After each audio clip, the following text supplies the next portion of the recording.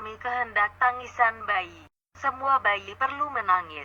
Bayi baru lahir yang sehat juga menangis selama 1 hingga 3 jam sehari. Disebabkan bayi tidak dapat melakukan aktivitas sendiri.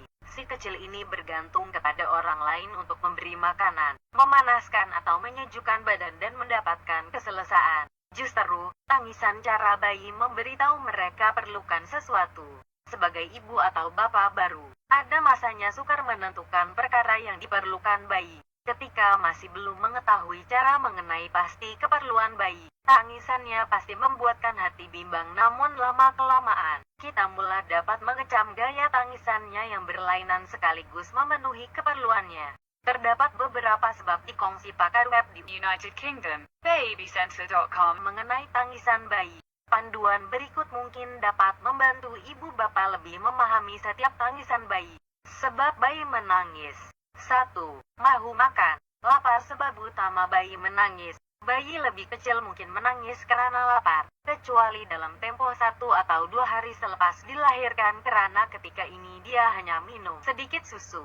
Jika bayi menangis, coba berikannya susu karena besar kemungkinan dia sedang lapar. Dia tidak akan berhenti menangis dengan serta-merta, tetapi teruskan penyusuan jika bayi mahu. Bayi akan mulai bertenang apabila perutnya diisi. Bagaimanapun, jika bayi sudah disusukan dan dia masih menangis, mungkin dia menyatakan keperluan seterusnya. 2. Perlukan keselesaan. Bayi sudah tentu akan membantah jika baju terlalu ketat atau lampin kotor hingga membuatkan mereka tidak selesa. Sesetengah bayi tidak begitu cerewet. Lampin yang penuh mungkin tidak mengganggu mereka. Namun, ada sesetengah bayi akan menjerit dan minta lampin ditukarkan dengan segera. Terutama jika kulit mereka terasa gatal atau tidak selesa. Memeriksa lampin bayi dan menukarkannya dengan yang bersih mungkin akan memenuhi keperluannya. Justru, ia lebih baik dicoba. 3. Perlukan kehangatan, tidak terlalu panas atau terlalu sejuk. Sesetengah bayi baru lahir tidak suka ditukarkan lampin atau dimandikan. Mereka tidak biasa merasa udara menyentuh kulit dan lebih suka dibalut panas. Jika bayi seperti ini, ibu akan cepat tahu cara hendak menukarkan lampin dengan segera supaya bayi boleh bertenang semula. Berhati-hati supaya tidak memakaikan terlalu banyak lapisan baju hingga dia terlalu panas. Petuanya, bayi memerlukan 1 lapis pakaian lebih daripada kita untuk berasa selesa. Jika berada di katil bayi atau bakul bayi, coba gunakan cadar atau selimut berlubang sebagai alas tilam dan bukannya selimut tebal supaya ibu boleh menambah atau membuang 1 lapisan apabila perlu. Kita boleh memeriksa sama ada bayi terlalu panas atau sejuk dengan menyentuh perutnya. Jika dia terlalu panas, buangkan 1 lapisan selimut. Jika sejuk, tambah selai lagi pakaian. Jangan berpandu kepada suhu tangan atau kakinya karena normal bagi kaki dan tangan bayi terasa agak sejuk. Kebanyakan farmasi di Malaysia ada menjual termometer. Kita boleh menggunakannya untuk mengambil suhu badan bayi jika kurang pasti. 4. Perlu dipeluk. Sesetengah bayi sangat suka dipeluk dan dimanjakan.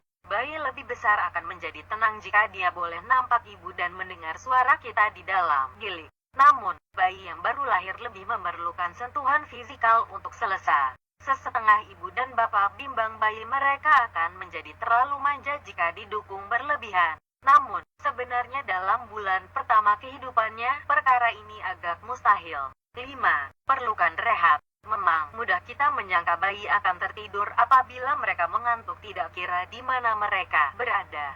Namun, jika bayi sudah mendapat terlalu banyak perhatian, mungkin hari itu sibuk dan ramai pelawat datang ke rumah, dia mungkin sukar bertenang. Bayi baru lahir mendapati sukar untuk mengurus rangsangan yang terlalu banyak pada satu masa hingga menjadi gelisah.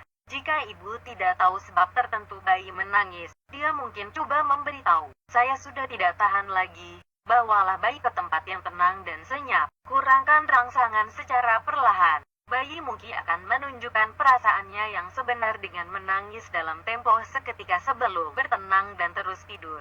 6. Perlukan sesuatu untuk lebih sehat. Jika ibu sudah memberi bayi makan dan memastikan dia selesai tetapi dia masih terus menangis, Anda mungkin tertanya-tanya sama ada dia sakit atau mengalami kesakitan. Bayi yang sakit lazimnya menangis dengan suara berlainan daripada tangisan biasa. Tangisan kesakitan mungkin berbunyi cemas atau nyaring.